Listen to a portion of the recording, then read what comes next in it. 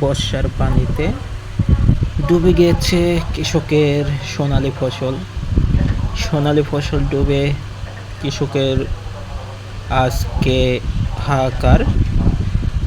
তবে এতদিন পর বর্ষার পানি, বর্ষার প্লাবন বন্ধ হয়ে গিয়েছে। আজকে থেকে আকাশ মুক্ত, আকাশে কোনো মেঘ নেই। মেঘ থাকলেও বৃষ্টি হচ্ছে না। তবে যতটুকু বৃষ্টি হয়েছে সেই বৃষ্টিতেই এই বিলটা অনেক বড় একটি বিলের ফসলে আবাদ সব কিছু ডুবে গিয়ে কৃষকের মুখের হাসিটি বিলীন হয়ে গিয়েছে। আমি চলে আসছি, কথাটি বলতেছি নাটোর সদর উপজেলার ভেতরে। নাটোর সদর উপজেলার শেষ সীমানায়, বাগাতিপাড়া উপজেলার প্রায় প্রথম সীমানায় দাঁড়িয়ে আপনাদের মাঝে চলে আসলাম। আপনারা অবশ্যই দেখতে পাচ্ছেন যে বেলটি, সেটা নাটোর সদর উপজেলার শেষ সীমান্তে কারেলা বিল হিসাবে পরিচিত। কারেলা বিলের শেষ সীমানায়, অর্থাৎ এটা মধ্যবর্তী সীমানা। ওইদিক যেদিক দিয়ে দেখতে পাচ্ছেন ওইদিকে বাগাতিপাড়া উপজেলার সীমানার ভিতর রয়েছে, আর ওইদিক দিয়েও সব কিছু ডুবে পানির তলায় গিয়েছে। এবং এই সাইডে যে দেখতে পাচ্ছেন, এই সাইডে যাই রয়েছে সবগুলোই হলো নাটোর সদর উপজেলার ভিতর।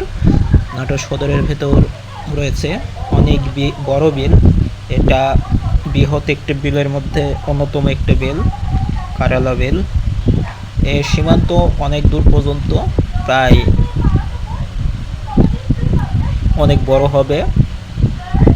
এই বিলের হাইট, উচ্চতা এবং দৈর্ঘ্য 2 কিলোমিটার থেকে 3 থেকে 4 কিলোমিটার হবে, এর কম হবে না। অনেক বড় একটি বিল। এই বিলটির কৃষকের উপর নির্ভর। কৃষকেরা এই বিলে আবাদি ফসল করে। বিভিন্ন এলাকার কৃষকগণ রয়েছেন, নাটোর সদরের রয়েছেন এবং বাগাতিপাড়া উপজেলার রয়েছেন। কৃষকের হাহাকার যারা শুনতে থাকেন, তারা হাহাকার, তার বাড়ি প্লাবন ভেঙে গিয়েছে, তার বাপ দাদা এই ভাঙ্গনের মাঝে পড়ে গিয়েছে, যার কারণে তার হাহাকারের সীমা নেই।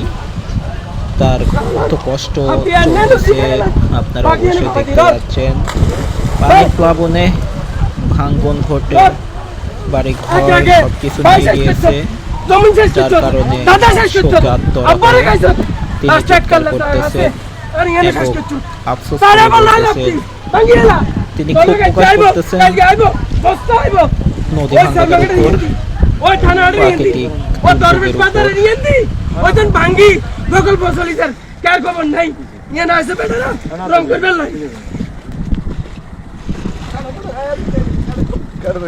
দুর্যোগের উপর।